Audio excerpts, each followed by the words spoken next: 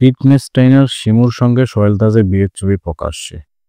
গাজীপুর ৪ কাপাসিয়া আসনের সাবেক সংসদ সদস্য, এমপি ও সাবেক স্বরাষ্ট্র প্রতিমন্ত্রী তানজিম আহমদ সোহেল তাজ আবারও বিয়ে করেছেন। বেশ কয়েকদিন আগে রাজধানীর অনাড়ম্বর অনুষ্ঠানের মাধ্যমে ৫৫ বছর বয়সী সোহেল তাজ সম্প্রতি বাগদান সম্পন্ন করেন।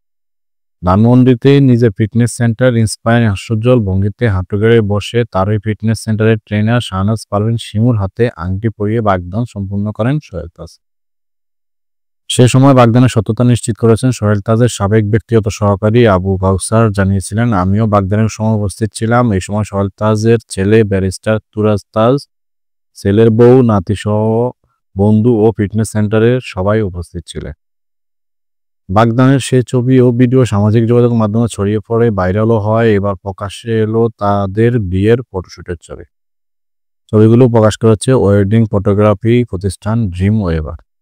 প্রতিষ্ঠানটির কর্ণধার ও প্রধান ফটোগ্রাফার মোহাম্মদ মাকসুদুর রহমানও তার ওয়ালে ছবিগুলো শেয়ার করে জানিয়েছেন তিনি সোহেল তাজ ও শাহনাজ পারভীন শিমুর বিয়ের ফটোশুট করার কথা।